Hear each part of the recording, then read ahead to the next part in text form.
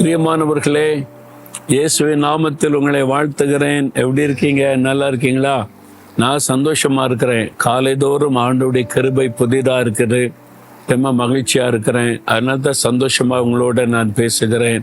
உங்களுக்கு பிரச்சனை இல்லையான்னு கேட்டால், எனக்கும் பிரச்சனை இருக்கு. பிரச்சனை, போராட்டம், நெருக்கம் எல்லாம் இருக்கும். அதுக்கு மத்தியில் இயேசு கூட இருக்கிறார்ல, அவர் இருந்தால் போதும், சந்தோஷமா இருக்கிறார்ல. நீங்களும் அந்த பழக்கத்துக்குள்ள வரணும். சரியா? இந்த இடம் பார்த்தீங்களா, அழகா இருக்குதா? அப்படியே ஒரு ஆறு ஓடுதா, தண்ணி சத்தம் கேட்குதில்ல, அழகா இருக்குதுல்ல. ஆல்ப்ஸ் மலை இருக்குல்ல, அங்கே எப்போவுமே ஸ்னோ இருந்துக்கிட்டே இருக்கு. ஸ்னோ உருகி தண்ணீராக எப்போவுமே இது மாதிரி தண்ணி வந்துக்கிட்டே இருக்குது, ஓடிக்கிட்டே இருக்கிறதுக்கு பார்க்கறதுக்கே ரொம்ப மன ரம்மியமாக இருக்குது. அப்போ ஒரு மலை, அதில் எப்பொழுதுமே உறைபனி இருந்ததுன்னா தண்ணீர் அதில் இருந்து உருகி வந்துக்கிட்டே இருக்கும், குறைச்சலே இருக்காதுல்ல. அந்த மாதிரி ஒரு செழிப்பு எங்கே பார்த்தாலும் பாருங்களேன், பச்சை பசேருன்னு செழிப்பாக இருக்கணும். இந்த தண்ணீர் இருப்பது செழிப்பை கொண்டு வரும்ல.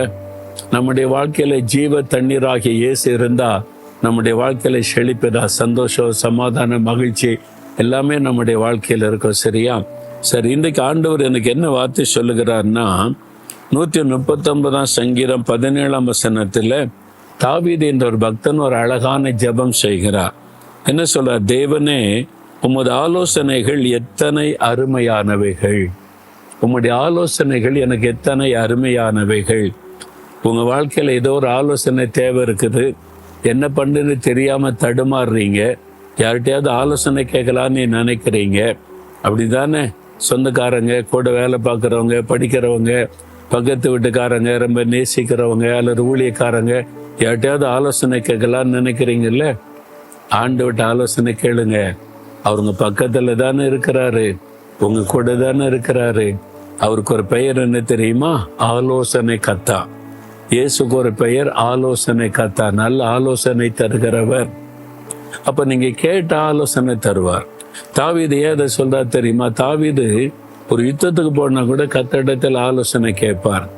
இந்த படம் இந்த போலாமா வேண்டாமா, ஆண்டவரிடத்தில் ஆலோசனை கேட்பார். ஆண்டவர் ஒன்னொன்றுக்கு ஆலோசனை கொடுத்து நடத்தினது வேத புஸ்தகத்துல அப்படி அனுபவத்துல பார்க்கிறோம். நானும் அதை பழக்கமாக்கி கொண்டேன். என்னுடைய ப்ரேயர் டைரி இருக்குல்ல, அதுல ஒரு பக்கம் விண்ணப்பங்களை எழுதுவேன்.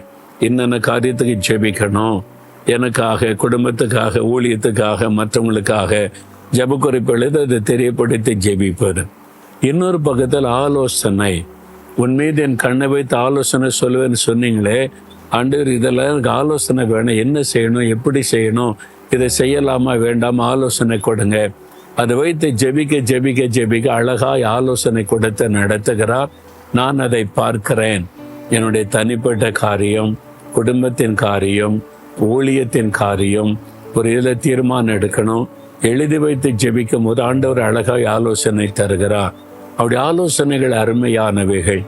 அவரை ஆலோசனை கர்த்தாவாக நீங்க ருசிச்சிருக்கிறீங்களா? வெறும் சுகம், விடுதலை, ஆசீர்வாதனை கேட்காம, ஆண்டவரே நான் என்ன செய்யணும், எப்படி செய்யணும், எனக்கு ஆலோசனை கொடுங்க.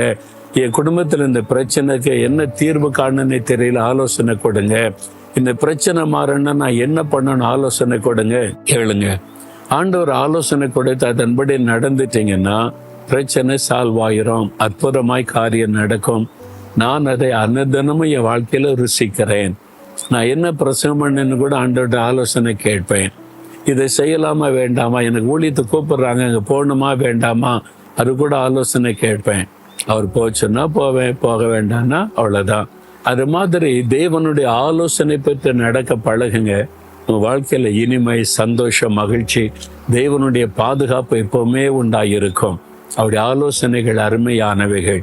இன்றையிலிருந்து அவரிடத்தில் ஆலோசனை கேட்காம எதையும் செய்யாதங்க. சின்ன காரியத்தில் இந்த பிள்ளைகளை எங்க படிக்க வைக்கணும்னு கேளுங்க. பிள்ளைகள் என்ன படிக்கிறதுக்கு அவங்களை கைட் பண்ணணும்னு கேளுங்க. பிள்ளைகள் இது மாதிரி இருக்காங்க, அவங்களை எப்படி சரிப்படுத்துறது, எனக்கு ஆலோசனை கொடுங்கன்னு கேளுங்க. என் கணவர், என் மனைவி, என் மாமியார், என் மருமகள், இந்த மாதிரி பிரச்சனை இருக்குது, இது எப்படி நான் சரி பண்ணி போவது, ஆலோசனை கேளுங்க. ஒவ்வொன்றுக்கும் அவர் அழகாய் ஆலோசனை தருவார். பாருங்க, அற்புதமாய் நடத்துவார். கேட்பீங்களா? இன்னையிலிருந்து ஆண்டவரே, நீங்க எனக்கு ஆலோசனை கர்த்தாவா இருந்து எனக்கு ஆலோசனை தரணும். இன்றைக்கு இந்த காரியத்தில் என்ன பண்ணன்னு எனக்கு தெரியல, இன்றைக்கே என் உள்ளத்துல இந்த ஆலோசனையை தூண்டுங்க, ஏவுங்க, வெளிப்படுத்தி காண்பீங்க. நான் செய்ய வேண்டியதை எனக்கு ஆலோசனை கொடுத்து வழி நடத்துங்க. உங்களுடைய ஆலோசனையின்படி நடக்க ஒப்பு கொடுக்கிறேன். இயேசுவின் நாமத்தில் ஆமேன், ஆமேன்.